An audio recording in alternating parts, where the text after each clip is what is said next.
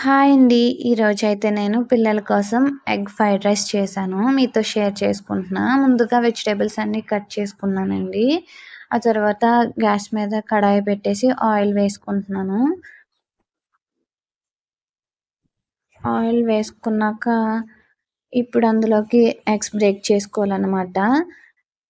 ఒక 5 ఎగ్స్ దాకా తీసుకున్నా నేనైతే. పిల్లలకి తొందరగా కర్రీ లేనప్పుడు, ఏమైనా స్నాక్స్ లేనప్పుడు కూడా చేసి చాలా తొందరగా అయితే ఈ ఎగ్ రైస్ పెట్టవచ్చనమాట. పిల్లలు కూడా చాలా ఇష్టంగా తింటారండి ఎగ్ రైస్ అనేది. ఇప్పుడు ఎగ్స్ అన్నీ బ్రేక్ చేసుకున్నాక తిప్పకూడదు. ఒక 2 మినిట్స్ అలా ఉంచి కొద్దిగా సాల్ట్ వేసుకున్న తర్వాత తిప్పాలండి. సాల్ట్, పసుపు కూడా వేసేసుకోవాలి ముందుగానే. వేసేసుకున్న తర్వాత అలా బబుల్స్ వచ్చాక పైకి ఆ తర్వాత స్లోగా తిప్పాలనమాట. బాగా స్మాష్ చేసేసుకోవద్దండి. పెద్ద పెద్ద పీసుల్లాగానే ఉంచుకోండి కొంచెం. అదిగోండి ఫాస్ట్‌గా తిప్పొద్దు. స్లోగా జాగ్రత్తగా తిప్పండి. ఎగ్ రైస్‌లోకి కొంచెం ముక్కలు కింద ఎగ్ తెలిస్తేనే బావుంటదండి. ఫాస్ట్‌గా తిప్పేసామంటే మొత్తం పేస్ట్ లెక్క అయిపోద్ది బాగోదు. ఇప్పుడు కొద్దిగా పసుపు వేస్తున్నాను.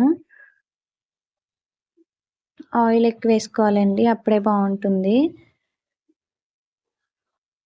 ఆయిల్ బదులు కొద్దిగా నెయ్యి తీసుకున్నా ఓకేనండి.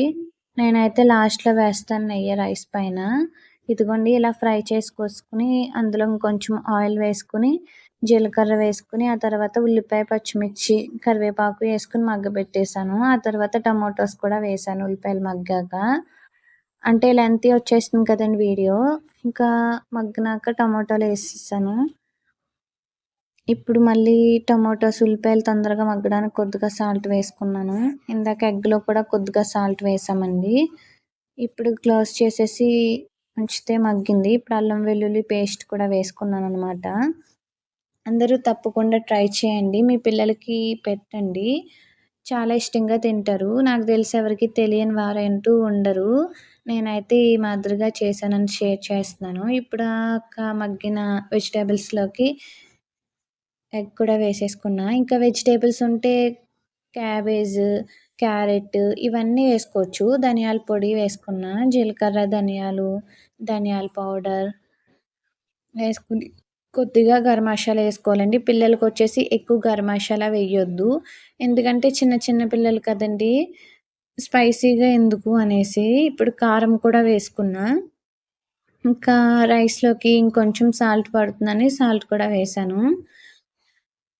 పిల్లలకి ఎక్కువ స్పైసీ పెట్టకూడదండి ఎప్పుడు. ఎక్కువ ఫ్రూట్స్‌నే పెట్టాలి. ఆ తర్వాతొచ్చేసి ఇలా ఏదైనా వాళ్ళకి బాగా పోషకాలు అందేలా పెట్టాలి. అందులో మనం మసాలా, గరం మసాలా ఇవన్నీ ఎక్కువ వేసేసామనుకోండి, అందులో ఉన్న విటమిన్స్ అవన్నీ ప్రోటీన్స్ అవి లాస్ అయిపోతాయి. సో, స్పైసీ తక్కువ వేసుకోవాలండి ఎప్పుడైనా సరే. ఓకే. మన వరకు చేసుకుంటే టేస్ట్ కోసం మనమైతే వాడొచ్చు. కానీ పిల్లల వరకు కొంచెం ఆలోచించాల్సిన విషయం కాబట్టి స్పైసీనెస్ తక్కువేసుకోవాలండి. ఇప్పుడు రైస్ కూడా వేసేస్తున్నాను. ఇంకా అన్నం పొడి పొడిలాడుతూ ఉండాలి అంటే ఇంకొంచెం పొదునుగా వార్చుకోవాలండి. నేనైతే కొంచెం రైస్ అయిపోయింది. పిల్లలకి కదని మెత్తగానే చేశాను. ఇంకా తర్వాత ఘీ కూడా వేస్తున్నాననమాట. నెయ్యి కూడా వేసుకున్నా. ఇప్పుడెలా ఉంది ఉప్పు అన్నీ సరిపోయాయా అని టేస్ట్ చూస్తున్నా. టేస్ట్ చేశానండి. అన్నీ బానే కరెక్ట్‌గా సరిపోయినాయి. ఇంక ఎగ్ రైస్ రెడీ అయిపోయినట్టేనండి. అంతేనండి. వెరీ సింపుల్‌గా ఇలా ఎగ్ రైస్ చేసేసుకోవచ్చు.